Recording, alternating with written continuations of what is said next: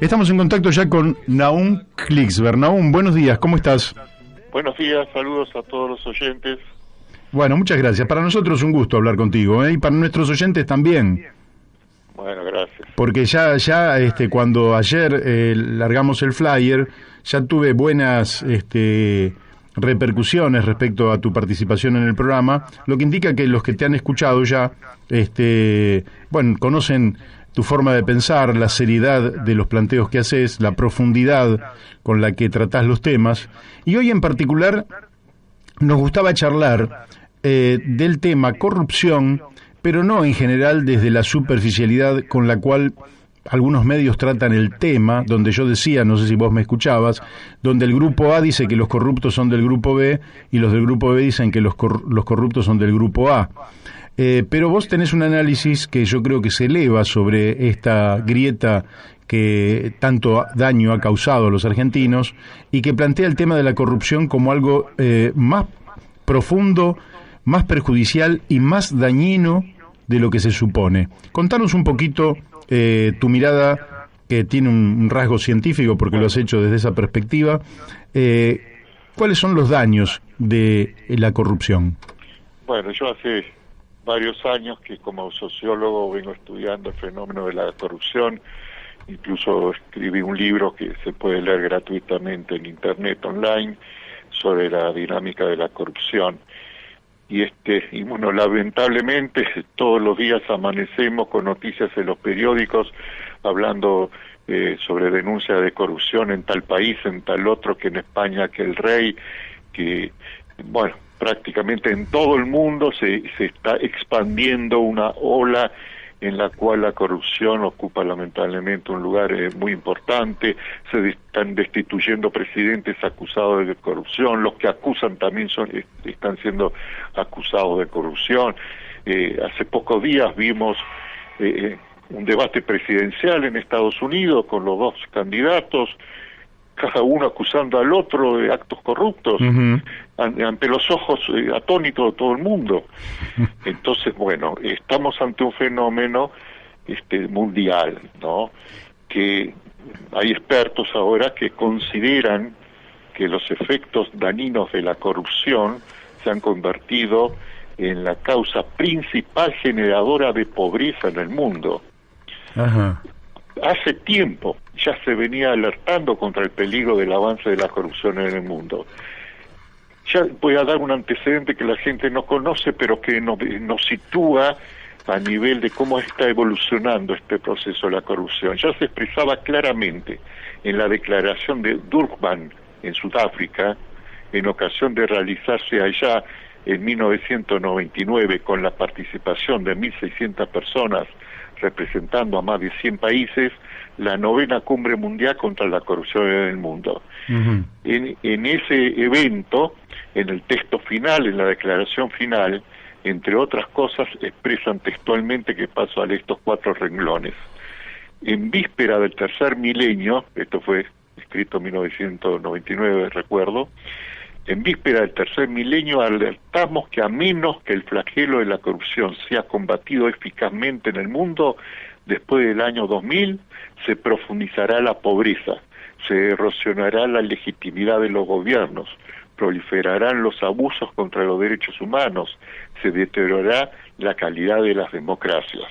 Uh-huh. Esto ya lo decían lamentablemente en ese momento y se fue profundizando. La corrupción en el mundo fue avanzando, en algunos países penetraba de forma más fuerte, en otros todavía no, como los países nórdicos, que son los que todavía se mantienen en buena medida resistentes, pero que no sabemos por cuánto tiempo, porque este avance de la corrupción es innegable, y cuando la corrupción llega en un país a niveles altos de contaminarlo, entonces contamina a todas las instituciones del Estado, a todos los partidos políticos, Nahum, a las organizaciones empresarias y a los sindicatos también. Te quiero preguntar, ahora Daniel de Abrantes también te va a hacer otra pregunta, pero yo te quiero preguntar si hay una relación, porque me invitaste a esta pregunta cuando nombraste a los países nórdicos, que son parte de los países más igualitarios del planeta. Si entre igualdad y corrupción, o desigualdad y corrupción, ¿hay alguna relación? La relación es clarísima entre corrupción y calidad de vida de los pueblos. Uh-huh. Corrupción y democracia, corrupción e igualdad, hasta tal punto que Transparencia Internacional, que es la institución, la ONG más seria en el mundo, que evalúa todos los años, desde 1993, el fenómeno de la corrupción año por año, entonces tiene como los países menos corruptos a Nueva Zelanda, Dinamarca, Finlandia, a Suecia, Suiza, Alemania. Qué casualidad, son los países donde sus pueblos tienen la mejor calidad de vida. Sí. ¿No?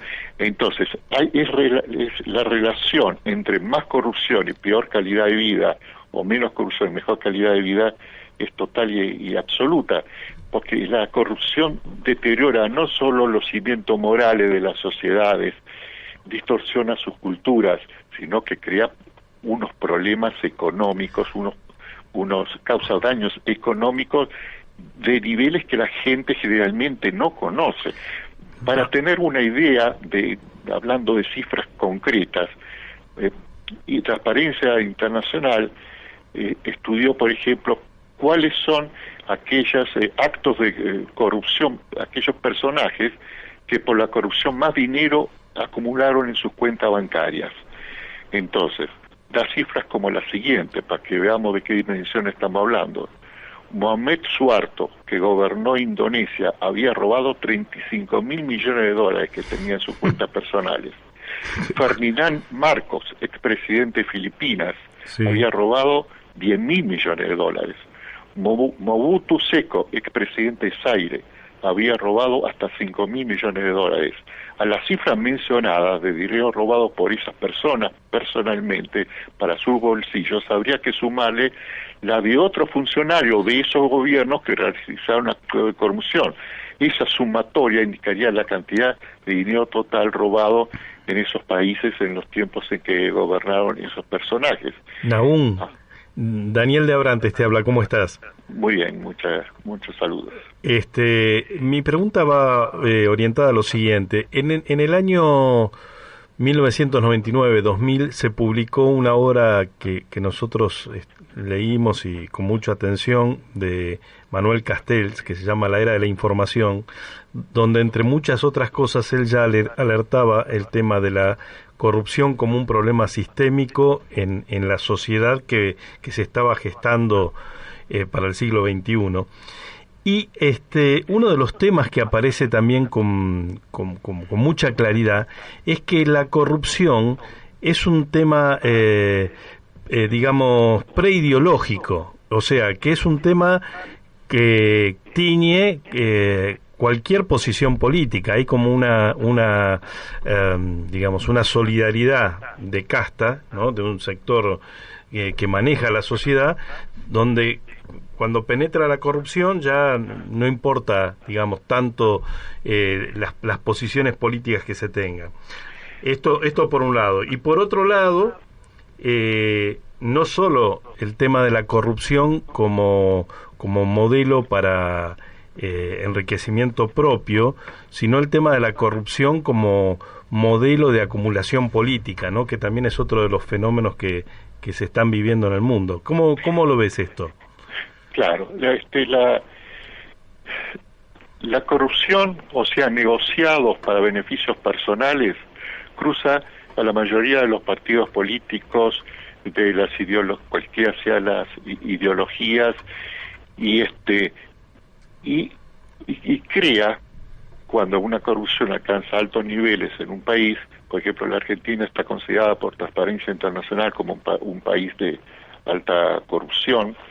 Es decir, en eso Argentina, para que se tenga una idea, está acompañado en el grupo de alta corrupción de Bielorrusia, de Senegal, de Surinam. Estamos en ese nivel considerados. Entonces, la corrupción crea redes para realizar el acto de corrupción y redes para proteger con impunidad los actos de corrupción. En esas redes participan integrantes de distintos partidos políticos, ideologías y sectores. Entonces, justamente para poder funcionar, digamos, con eficiencia este tipo de redes.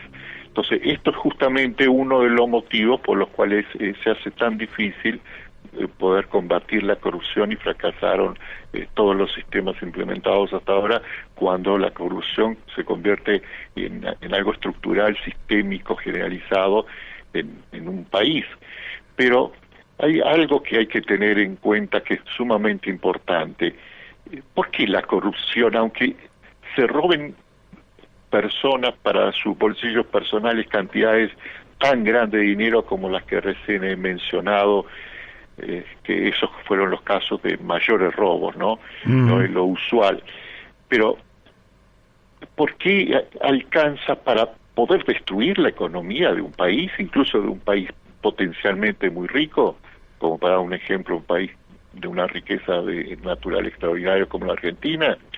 Es que la corrupción, por cada $1.000.000 que se roba para los bolsillos de los corruptos, en las decisiones que tienen que tomar para realizar los actos de corrupción, le generan al país un daño económico que Transparencia Internacional lo considera de 100.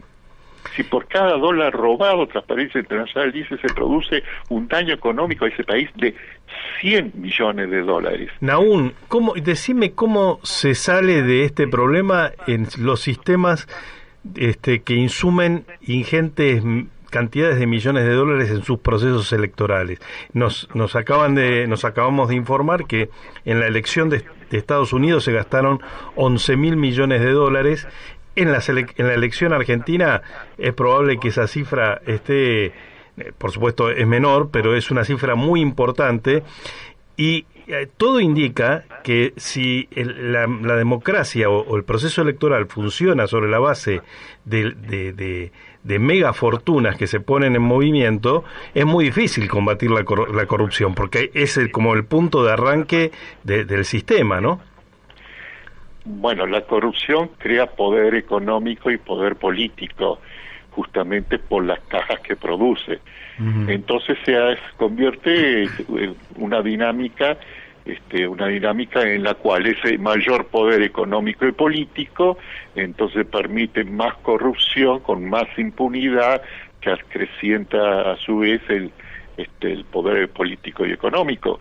Entonces, por eso justamente la corrupción en los países en los que llega a ser de alto nivel, de una forma estructural, es muy difícil de combatir. Por eso han fracasado. Los dos grandes mecanismos que ha usado la humanidad contra la corrupción en esos casos han fracasado.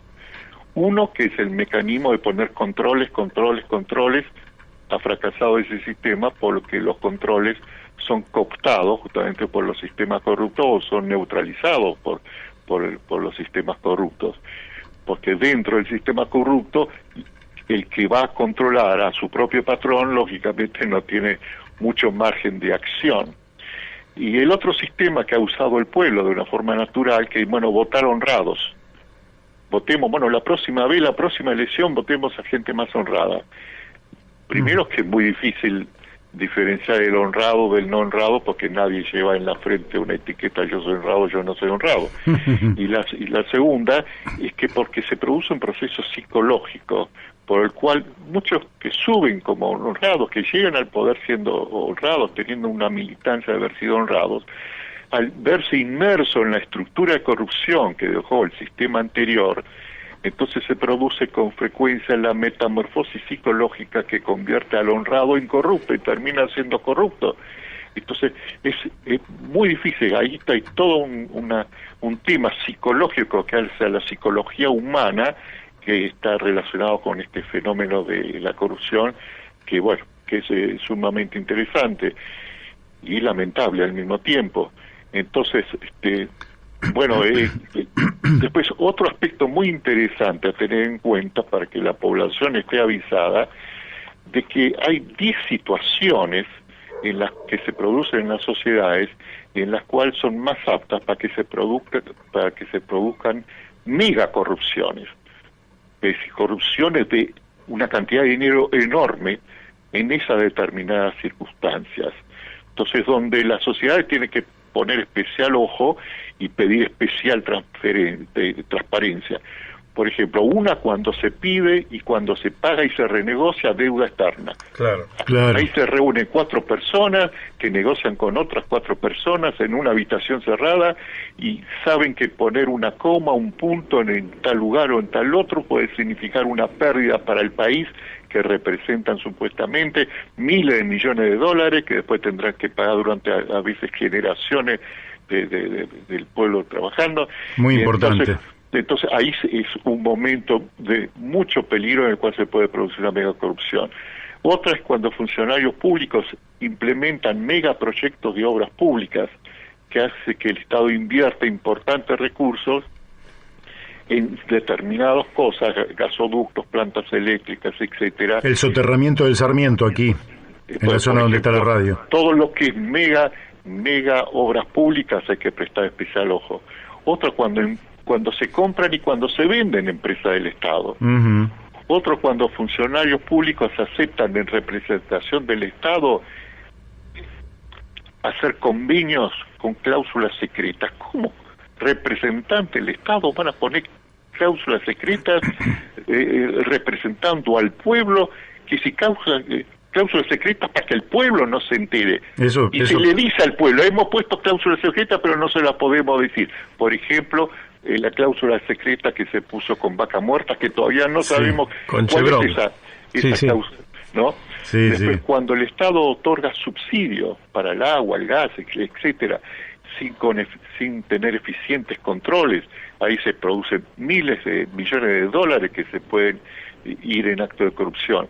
Otra, cuando el gobierno dice que es indispensable importar determinados productos, por ejemplo, comestibles, petróleo, gas, etcétera, pero que no es indispensable, sino que eso es indispensable para hacer ciertos negociados, pero al hacer ese tipo de acciones no producen tal vez una de esas cosas que harían que no sea innecesario importarla y causa un daño enorme al país y donde las cifras de corrupción en esos convenios pueden ser enormes. La transformación de sociedades públicas en sociedades anónimas para saltearse todos los métodos de control. Exacto.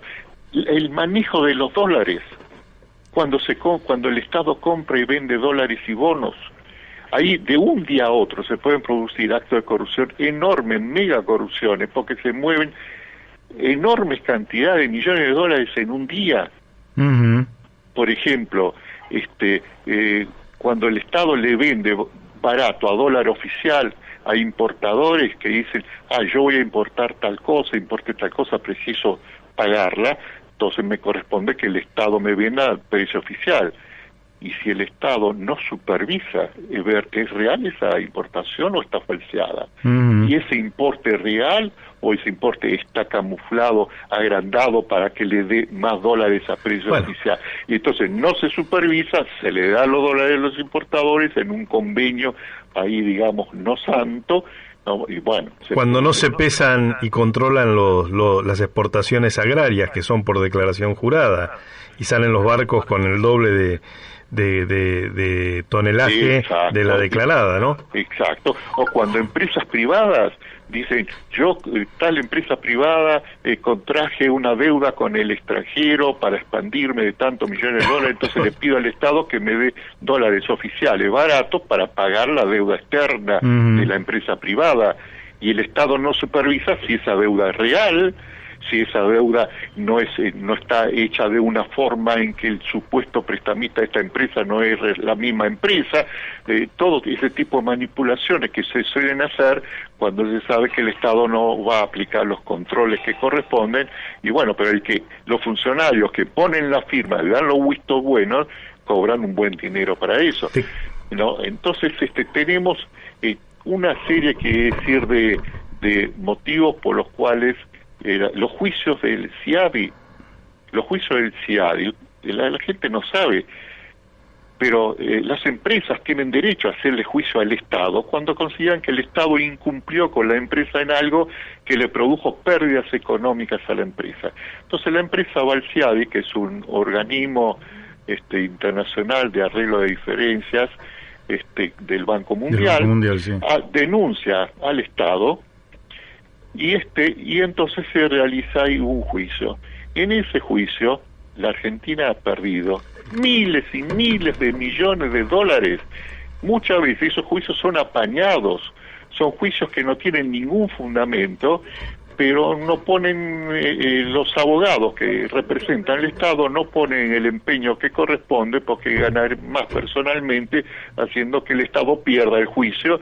Bueno, me estoy refiriendo a esto, pasa en todos los países. Claro. Entonces tenemos que decir 10 mega corrupciones enormes en las cuales hay que prestar especial atención.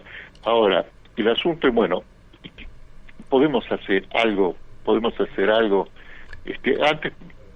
antes déjame para ir para que los oyentes también te sientan más voces, pero déjame decirte lo siguiente.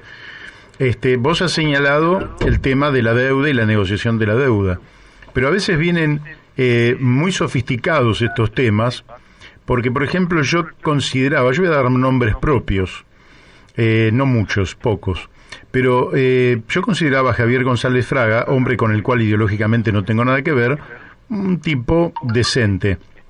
Pero un día leo una nota de él en La Nación, donde él hace todo un planteo para la construcción de viviendas, que el planteo parecía realmente impecable, pero el tema es que lo teníamos que hacer tomando deuda externa en dólares, para hacer casas que están en el territorio argentino, el terreno se paga en pesos, los materiales todos son en pesos, la mano de obra es en pesos, y entonces observé un operador de los bancos extranjeros metido en el sistema financiero argentino.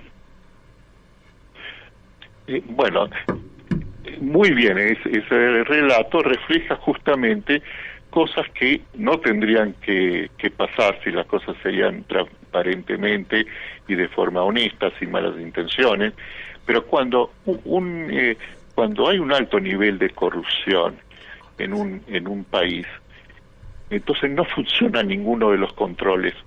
De las disposiciones que existen para controlar no funcionan, no se instalan nuevas disposiciones de control que podrían ser más eficientes. Justamente está contaminado el organismo, está contaminado el cuerpo, y la red de corrupción es la que predomina y marca sus reglas. ¿Me dejas que te dé otro ejemplo? Luis Novarecio plantea que con la salida de María Eugenia Bielsa, él pone el foco en que no era la ineficacia de María Eugenia Bielsa en el tema de las viviendas, sino que era la pulcritud de ella para llevar los números adecuadamente, y que había en las licitaciones, lógicamente, una costumbre de los sobreprecios. Y él pone, entre comillas, que uno de los intendentes de las 5 localidades más pobladas del Gran Buenos Aires, que podríamos decir cuáles son, le dice lo siguiente: si no entendés cómo se aceitan las licitaciones dejando caer un poco de combustible en el camino, no podés ser ministra. Y finalmente la ministra voló. Da la impresión de que la corrupción termina ganándole a la gente honesta.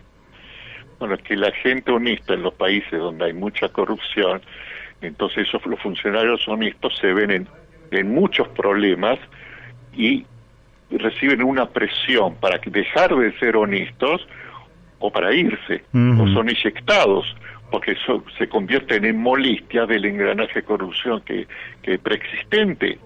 Entonces, lógicamente que ahí hay un choque. Entonces, si nosotros agarramos a la Argentina y decimos, bueno, con todas las riquezas que tiene la Argentina, de producción de alimentos, de minerales, el mar con sus inmensas riquezas, etcétera, ¿por qué fracasó económicamente la Argentina? Y vino gobierno más de derecha, menos de derecha, más popular, siempre la curva de descenso, de empobrecimiento del pueblo fue profundizándose. ¿Por qué este fracaso? el punto de vista de la teoría económica, nadie puede contestar, nadie ha contestado esto. Entonces se aducen cosas medio mágicas. Y la idiosincrasia argentina, el ser argentino, el no poder trabajar en grupo, etcétera. Bueno, no son explicaciones realmente serias ni profesionales, pero hay una constante, la corrupción. En la medida en que la corrupción se fue instalando en la Argentina, fue creciendo y desarrollándose, en esa medida se fue dando, sí, el deterioro, que no se explica el por qué llegó la Argentina a este nivel de fracaso. Pero vamos un poco a las soluciones. Si hay soluciones, tratemos de ser creativos y de estructurar soluciones. Bien. En la época de la Rúa, yo ya inquieto por este tema, yo estaba asesorando al gobierno y le propuse que hagamos un sistema anticorrupción, un sistema que evitaría en buena medida la corrupción de los funcionarios públicos.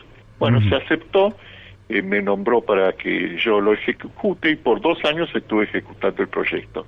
Se llamaba Empleo de Internet en la lucha contra la corrupción. Ajá. Fue la primera experiencia en Latinoamérica que se hizo usando Internet para una mayor transparencia y evitar la corrupción. Bueno, por supuesto fracasó, no pude contra las trabas que me pusieron y no se pudo realizar el proyecto como tenía que realizarse para ser eficiente, pero me dejó un gran aprendizaje que me sirvió para después perfeccionar el sistema y realmente con un sistema de usar Internet, capacitando a miles de ciudadanos voluntarios para que ellos controlen cada uno de su casa determinados sectores del Estado, se puede crear un sistema incorruptible donde entonces se podría controlar la corrupción. Bueno, ese sistema lo llamé SIC, Sistema Integral contra la Corrupción. Después pensé que como, bueno, la corrupción ya había llegado a un nivel que no iba a aceptar el implementar una cosa así, entonces que tenía que ser algo más sencillo, menos engorroso y más rápido. Ajá. Entonces ideé el sistema más 75cc, que es un sistema que, bueno, no cuesta casi nada de dinero, se puede implementar en 2 meses, puede ser sumamente eficiente, tiene un grupo especial que funcionaría de una forma especial dependiendo de la presidencia de la nación directamente del presidente para ayudar al presidente justamente a impedir de que en su gobierno, en sus funcionarios se desarrolle la corrupción. Bueno, ese es un sistema, una propuesta, todas lo pueden ver en un sitio que coordino en internet, propuesta para terminar con la pobreza.com. Ahí se detalla minuciosamente el sistema más 75cc. Bueno, hasta ahora por supuesto no he tenido ningún eco, ninguna respuesta a nivel gubernamental. Bueno, pero por lo menos está la propuesta. Me parece muy bien. Por lo menos para que el pueblo la conozca, la debata y la perfeccione, vea los fundamentos. Bueno, y la tercera forma para evitar la corrupción es relacionándolo con la propuesta de la renta básica incondicional que se está proponiendo ahora en el mundo como una nueva forma de organizar la economía en la sociedad. Muy bien. Porque si se instala una renta básica, entonces, digna, como yo digo, yo hice una propuesta de 40 medidas económicas que permiten financiar una renta básica y digna, que es una cantidad de dinero suficiente para que la gente pueda vivir dignamente con esa renta.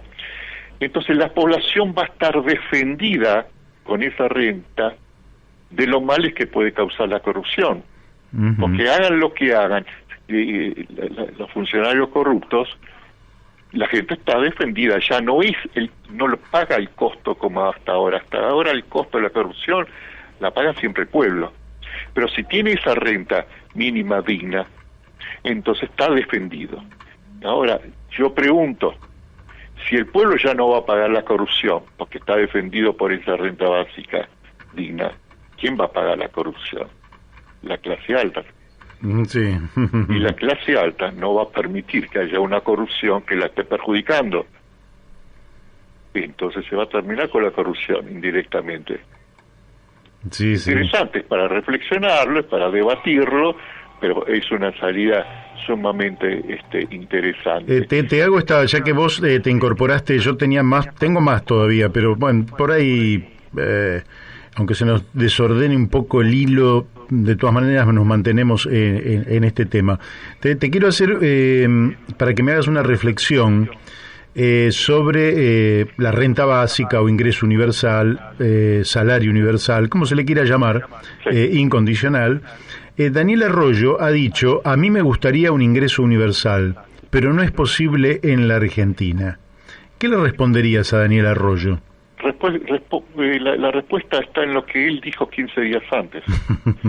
Arroyo dijo 15 días antes, voy a implementar la renta básica en la Argentina, y lo dijo el presidente, y lo dijo la directora del ANSES, lo Así dijeron es. públicamente, y 15 días después se dieron cuenta que no se podía financiar, cuando 15 días antes sí pensaron que se podía financiar, que se asustaron por la negociación con el Fondo Monetario Internacional, tal vez, pero la renta básica se puede financiar, pero también hay distintos diseños posibles. Por ejemplo, en el diseño que yo hice con 40 medidas económicas, en un proceso de 3 a 5 años gradual, de una forma gradual, entonces se llega a poder darle a todos los ciudadanos argentinos una renta básica digna, no mínima, sino digna, que les permita vivir dignamente a quien quiera y a quien no quiera trabajar, y crearía una dinámica económica en el país que aumentaría la producción, aumentarían las deportaciones, aumentaría la fuente de divisas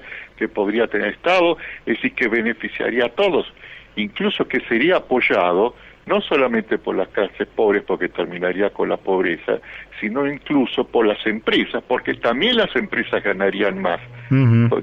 Entonces, bueno, todo eso, todo el sistema ese que propuse, está en el sitio que mencioné, propuesta para terminar con la pobreza.com, también ahí está en detalle, incluso pedí una audiencia con el presidente, le hice llegar una carta a la Casa Rosada, donde le explico el sistema, me ofrezco para asesorarlo al presidente sobre el tema, porque también sobre el tema de la renta básica en el país hay pocos especialistas. Sí. No somos más de 10 o de 15 que realmente conocemos el tema después de estar años estudiándolo.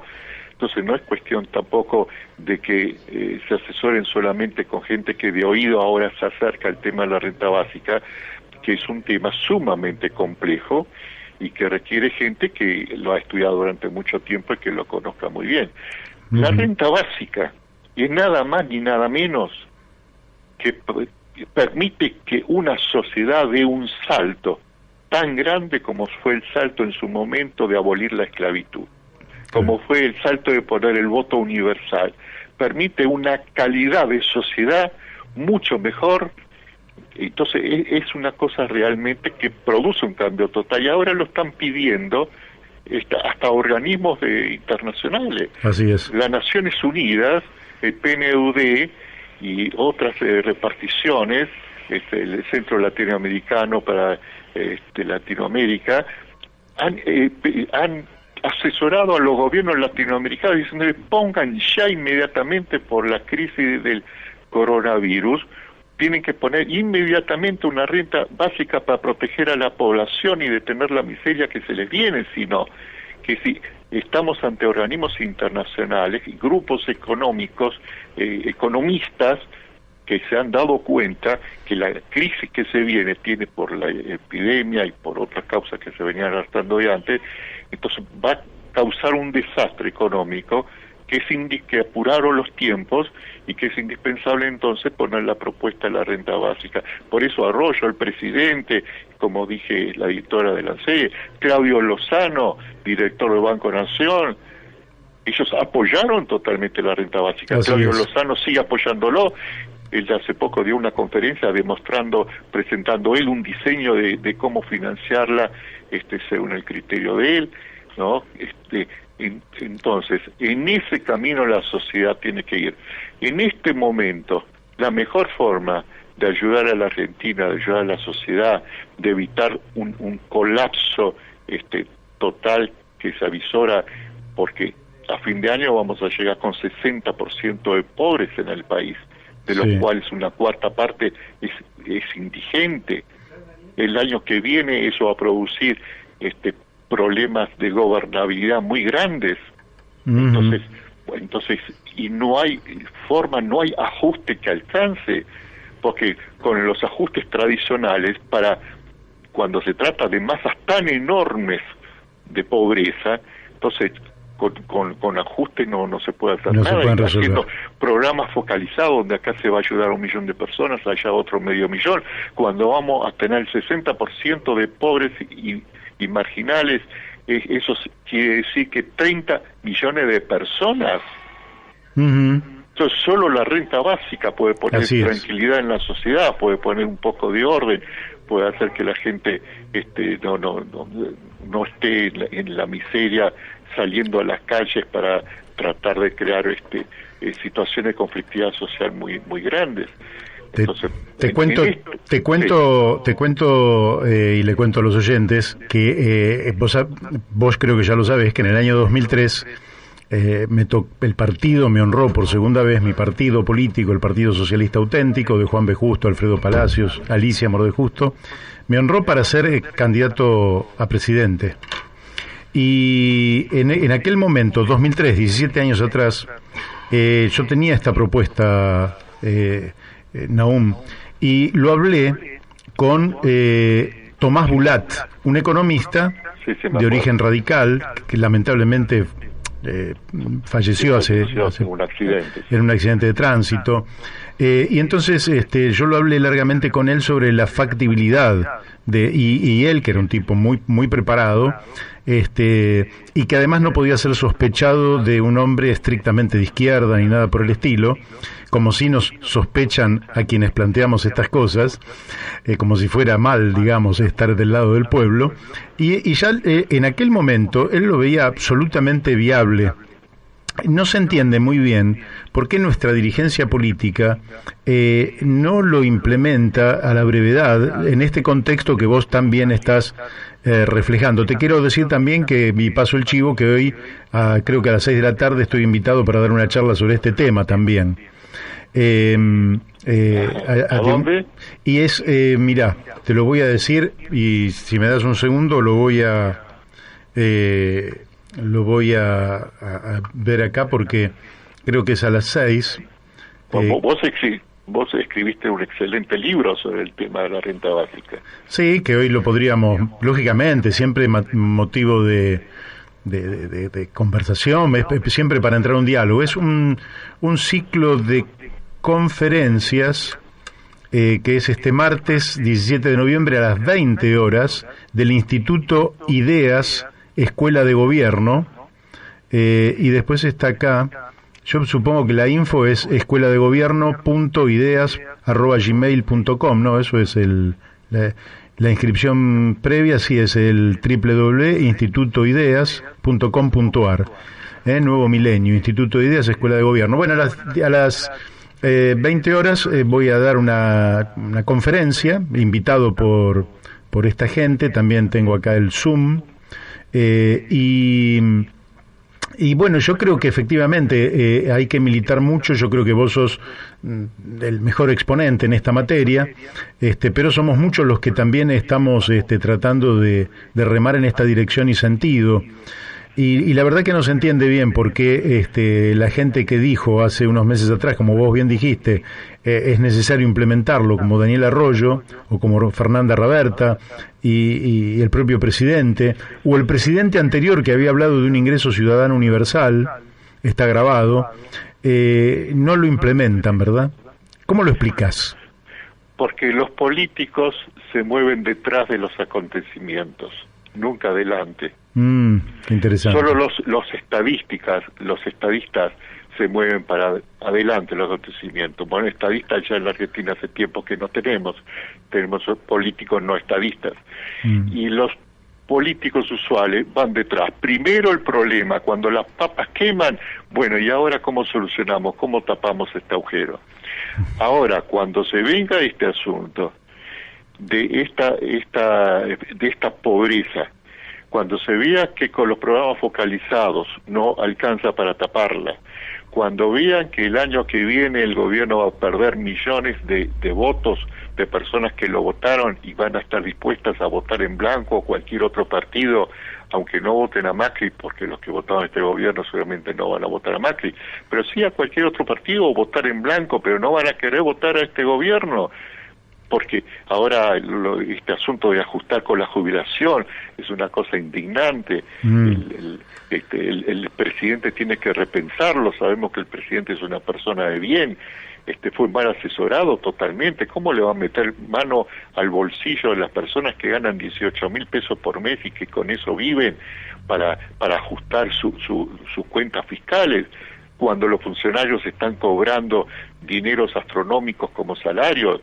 cuando el ministro Rossi dice que está buscando para comprar aviones de guerra de 30 millones de dólares cada avión, aparte de lo que cuesta mantenerlo en plena epidemia, como si fuese ahora una emergencia comprar a la Argentina aviones de guerra, y por otro lado entonces ajustan metiéndole la mano en el bolsillo de los jubilados con esta nueva ley que quieren sacar, que yo propuse, que es muy sencillo. Si ellos están tan seguros que con la nueva ley los jubilados van a ganar porque el país va a crecer, entonces ¿cuál es el problema que pongan que en caso que le fallen los cálculos y el país no crezca como ellos pensaron y la inflación sea mayor, bueno, en esos casos entonces se va a aplicar el índice de la inflación como aumento de los jubilados?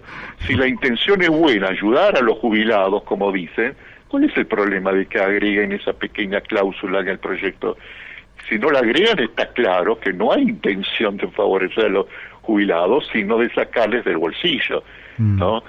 Y bueno, yo supongo que el presidente realmente va a recapacitar y hacer marcha atrás sobre esto, pero como decía, la crisis que se viene es de una envergadura, de que entonces, cuando vean que la renta básica es lo que los puede sacar de ese pantano, entonces ahí la van a aplicar. La van a aplicar, quiere decir, después de que pasen este tipo de sucesos que los lleve y los obligue a ese tipo de toma de decisiones. Quiere decir que aquí nosotros estamos... la Argentina necesita un ajuste, de eso no tengo duda, pero yo digo, siempre hay un ajuste contractivo, que es el que nos plantea el Fondo Monetario, el sistema, y hay un ajuste expansivo.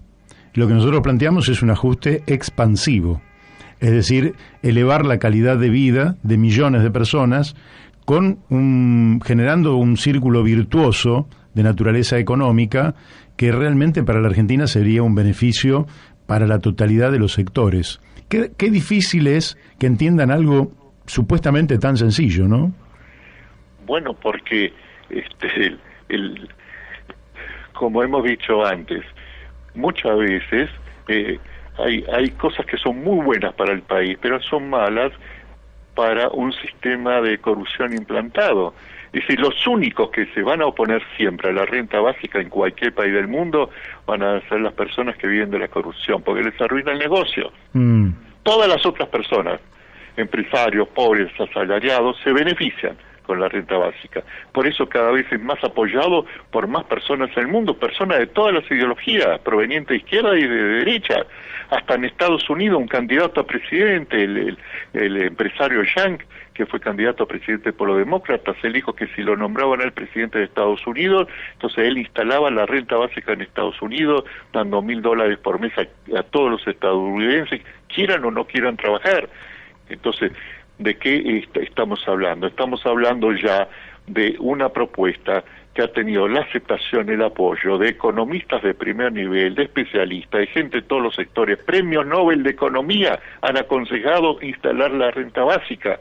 Regulariza la economía de los países, hace que su desarrollo sea armónico, sin los altos y bajos que suele tener el sistema de mercado, etcétera. Y nadie está hablando de que entonces un país pasaría a ser comunista si instala la renta básica, porque es un instrumento económico que se puede aplicar a cualquier sistema, un sistema socialista, comunista, capitalista, en nuestro caso en Argentina sería el sistema capitalista argentino. Es un instrumento económico. Uh-huh. Entonces, así es. Bueno, pero yo tengo esperanza que tarde o temprano en la Argentina se implementará. Eso sí, si es más temprano nos ahorraremos muchas miserias y muchas vidas y muchos conflictos sociales, así que mejor que sea antes que después. Más vale ahora que más tarde. Bueno, Nahum, te agradecemos muchísimo. Acá recibimos comentarios muy buenos. Te mandamos un fuerte abrazo y quedamos hasta la próxima. Bueno, un fuerte abrazo y como siempre mi querido amigo, solamente quiero agregar una palabra, si me permite. Sí. Murió nuestro querido amigo. Bueno, me quebré tratando de dar un honor a nuestro amigo que falleció ahora en Francia, Pino Solanas. No va a hacer falta. Nos va a hacer Su falta. voz no va a hacer falta. Así es, no tengo ningún tipo de dudas. Bueno, con este homenaje te mandamos un fuerte abrazo. Bueno, gracias. Chao. Saludos a todos. Un Gracias. abrazo. Bueno, hemos hablado con Nahum Klicksberg, creo que clarísimo sobre el tema de la corrupción y sobre la renta ciudadana, renta básica, ingreso básico, salario universal, o como se le quiera denominar, que es un instrumento económico ineludible en este siglo XXI. Quienes se adelanten progresarán y harán que sus pueblos vivan mejor y más felices.